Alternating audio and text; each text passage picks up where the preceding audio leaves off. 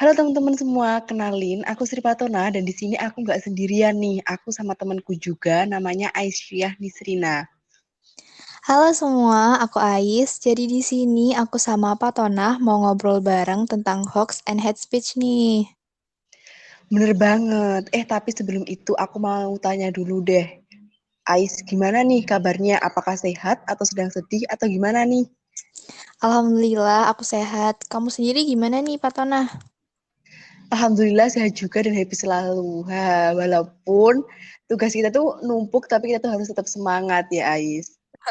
Bener banget. Oh iya, kita langsung ngobrolin tentang pembahasan kita aja kali ya, biar nggak kelamaan. Ya, boleh-boleh. Jadi yang pertama yang akan kita bahas yaitu mengenai tentang hoax nih. Nah, menurut Ais, hoax itu apa sih?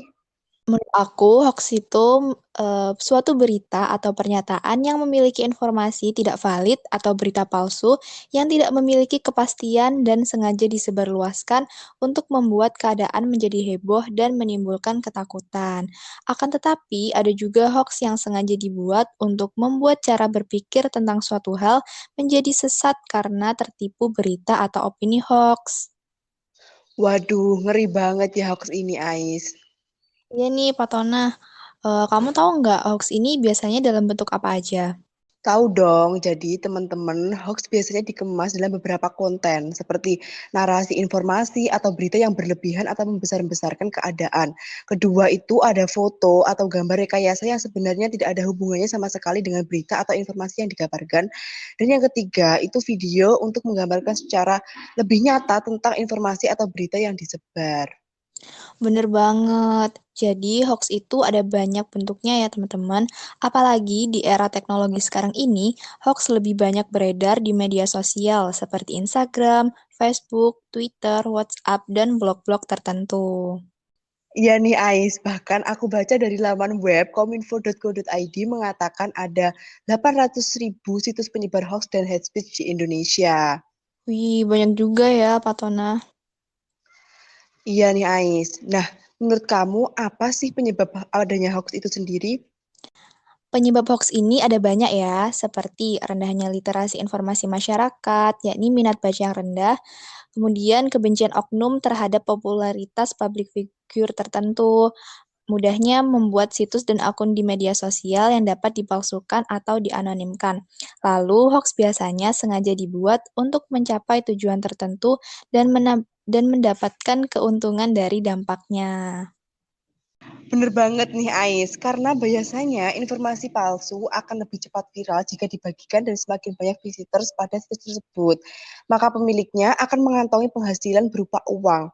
Traffic visitor yang banyak juga akan meningkatkan kepopuleran situs tersebut. Iya nih, Pak Tonah, makanya hoax ini mudah banget tersebarnya. Nah, tadi kan kita udah ngomong tentang penyebabnya. Kalau menurut kamu, dampak dari adanya hoax ini apa sih? Dampak adanya hoax ini pastinya banyak ya Ais. Contohnya kayak pencemaran nama baik dan harga diri seseorang atau public figure, meningkatnya konflik SARA di masyarakat, lalu hoax dapat menimbulkan kecemasan dan juga memicu kepanikan publik. Pikiran bisa menjadi imajiner, membayangkan keadaan secara berlebihan. Selain itu, hoax juga mengganggu situasi emosional dan suasana hati yang berkepanjangan sampai menghantui pikiran dan dalam waktu yang lama. Jadi lebih ke mentalnya itu kalau adanya hoax itu sendiri. Bener banget nih apa yang dibilang sama Pak Tonah. Apalagi jika terus dibiarkan, penyebaran informasi palsu dapat membentuk mental masyarakat ke arah pemahaman hoax. Mudah percaya dengan informasi palsu tanpa melakukan perbandingan atau klarifikasi terhadap sumbernya. Apalagi akhir-akhir ini, bertebarnya hoax di tengah masyarakat kian populer dengan memanfaatkan kondisi pandemi global COVID-19. Iya, Ais. Contohnya sempat beredar itu narasi yang menyebutkan vaksin COVID-19 mengandung microchip magnetis karena adanya video yang memperlihatkan sebuah uang koin pecahan Rp1.000 tertempel di lengan seseorang di area bekas suntikan vaksin COVID-19. Kamu tahu nggak sih tentang ini? Oh iya, aku tahu dong. Informasi tersebut tidak benar ya, teman-teman. Jubir vaksinasi COVID-19 Kemenkes, Dr. Siti Nadia Tarmizi mengatakan jumlah cairan vaksin yang disuntikan hanya 0,5 cc dan akan segera menyebar di seluruh jaringan sekitar, sehingga tidak ada cairan yang tersisa. Sedangkan uang logam yang menempel di permukaan kulit bisa disebabkan karena keringat. Betul banget. Jadi vaksin COVID-19 ini aman ya teman-teman karena juga udah diklarifikasi oleh WHO dan juga MUI. Bener banget, jadi sudah pasti aman ya. Kita kan udah tahu ya, Fatona, kalau hoax ini sangat berbahaya karena bisa memicu munculnya keributan, keresahan, perselisihan, bahkan ujaran kebencian. Nah, menurut kamu, gimana sih cara menghindari hoax biar kita itu nggak terkena dampak yang merugikan dari hoax itu sendiri? Cara menghindari dari hoax itu sendiri menurut aku bisa dengan hati-hati dengan judul yang provokatif dan membaca keseluruhan isi informasi atau berita. Karena hoax seringkali memakai judul yang sensasional dan juga provokatif. Misalnya dengan langsung mengarah ke pihak tertentu. Judul yang provokatif seringkali sengaja dibuat untuk menarik minat dan rasa penasaran dari para pembaca itu sendiri. Ya nih teman-teman, jadi apabila menjumpai informasi atau berita dengan judul provokatif, sebaiknya mencari referensi serupa dari situs online resmi. Kemudian bandingkan isinya, apakah sama atau berbeda sehingga setidaknya Anda sebagai pembaca bisa memperoleh kesimpulan yang lebih berimbang. Benar tuh yang dikatakan Ais. Terus kita juga jangan mudah percaya dengan foto atau video yang beredar. Karena di era teknologi digital sekarang ini, manipulasi terjadi tidak hanya pada narasi teks. Konten lain seperti foto dan juga video sangat mudah dimanipulasi oleh si penyebar hoax itu sendiri. Pembuat hoax bisa saja mengedit foto dan juga video untuk memprovokasi para pembaca nih Ais. Ya, benar banget. Apalagi orang yang ahli dalam melakukan editing akan mampu membuat hasil editan yang sulit lagi dibedakan keasliannya oleh orang awam.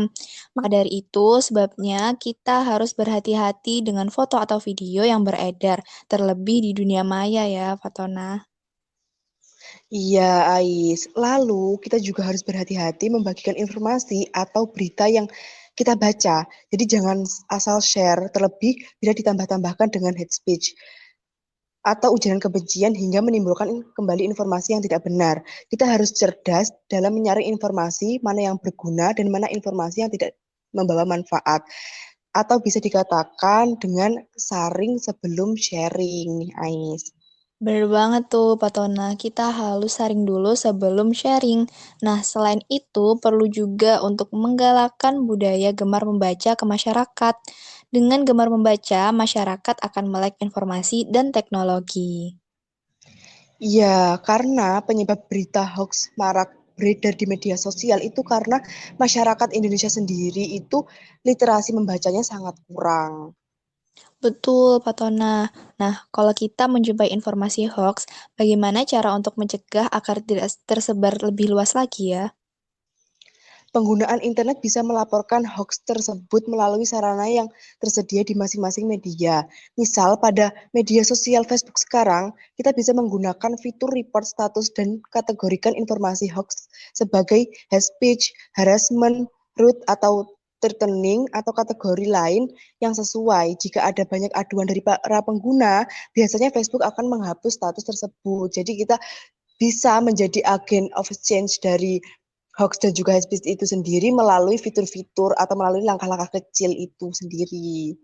Ais. Oh, gitu ya, Pak Tona. Jadi, di-report aja tuh akunnya biar hilang sekalian.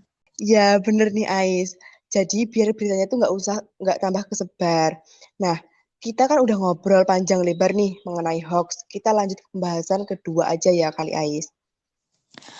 Oke, pembahasan yang kedua apa nih, Pak Tona?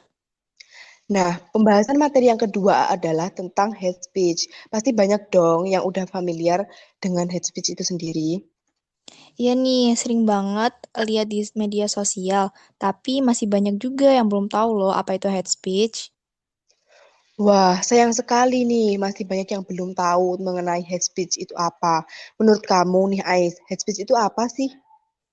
Menurut aku nih, hate speech itu adalah ujaran kebencian atau memprovokasi, menghasut, atau menghina orang lain atau kelompok dalam kaitannya dengan berbagai aspek seperti ras, warna kulit, suku, jenis kelamin, kecacatan, dan orientasi seksual, yang merupakan bentuk komunikasi yang dilakukan oleh seseorang atau kelompok.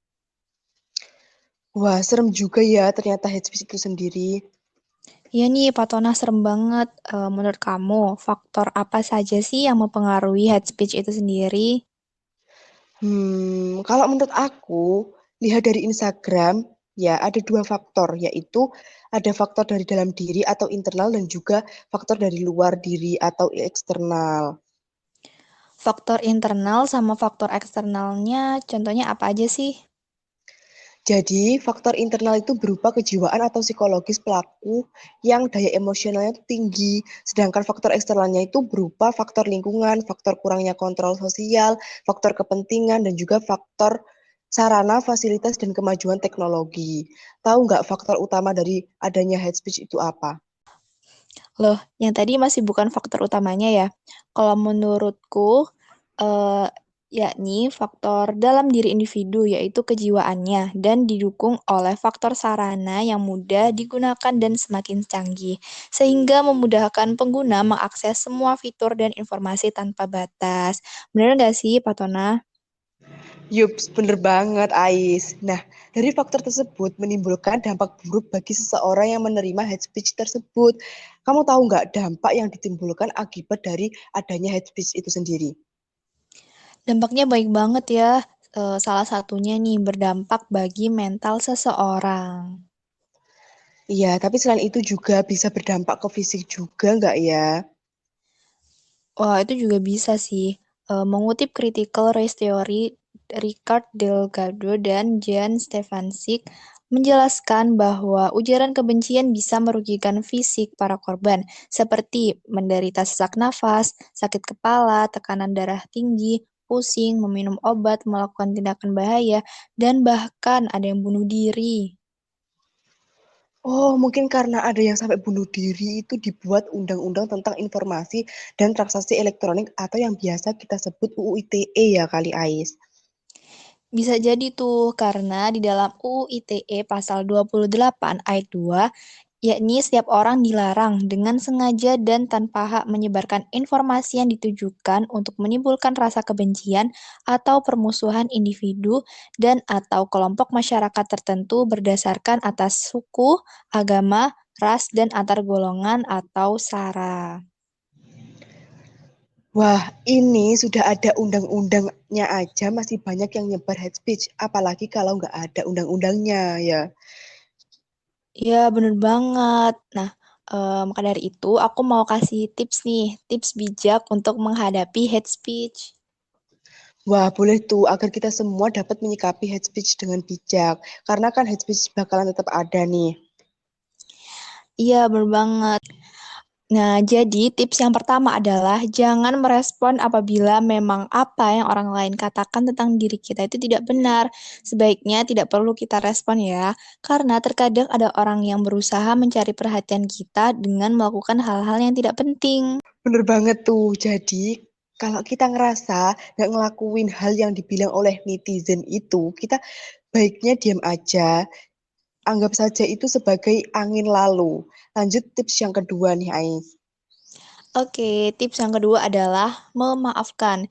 Kita harus berbesar hati untuk memaafkan pelaku dari hate speech ini, karena memaafkan orang lain bisa menghindari kita dari perasaan dan berperilaku negatif. Bener banget. Kalau aku sih anggapnya aja dia lagi kilaf gitu ya. Dengan cara kita memaafkan dia, kita akan mendapatkan pahala daripada ditanggepin nanti malah kita yang dapat dosa juga. Lanjut nih, Ais, tips yang ketiganya. Oke, tips yang ketiga adalah block, mute, dan delete. Daripada kita makan hati baca komentar yang tidak benar tentang diri kita, manfaatkanlah fitur dari block, mute, dan delete yang disediakan di berbagai media sosial untuk menyaring informasi yang ingin dan tidak ingin kita baca. Paling bener tuh di blog biar dia itu nggak bisa komen-komen apalagi tentang hidup kita. Masih ada tips nggak nih? Masih ada dong, Pak Tona. Ini tips yang terakhir, yakni alihkan perhatian. Kita tidak perlu terfokus pada apa yang dikatakan orang lain tentang keburukan kita. Kita bisa fokuskan perhatian ke hal-hal yang lebih berguna dan ke orang-orang yang menghargai kita. Bener tuh teman-teman, buat apa kita pikirin orang yang bikin kita tuh sakit hati, apalagi sampai overthinking. Aku boleh nambahin nggak nih, Ais? Boleh banget, Pak Tona. Kita kan di sini lagi berbagi pengetahuan. Kalau bagi aku pribadi sih ya, kalau ada orang yang kasih hate speech di media, ku yang pertama itu yang aku lakuin itu aku ngechat Prip dia, tanya apa tujuan dia ngirim hate speech seperti itu buat aku, dan kalau aku ngerasa aku pernah ngelakuin hal yang dibilang, aku bakal minta maaf dan introspeksi diri. Tapi kalau hal yang dibilang tuh bohong atau enggak aku lakuin sama sekali, aku langsung blokir sih biar nggak jadi bahan overthinking. Gitu menurut aku, Ais. Wah, boleh banget nih tipsnya dari Pak Tona. Oh iya, nggak kerasa ya teman-teman, kita udah bahas semua materi yang sangat menarik dan informatif. Demikian pembahasan hoax dan hate speech serta tipsnya nih. Terima kasih telah mendengarkan podcast kami dan semoga bermanfaat ya. Mengakhiri podcast kita kali ini, saya Ais pamit undur diri. Dan saya, Patona, pamit undur diri. See you next time. Bye. Bye-bye.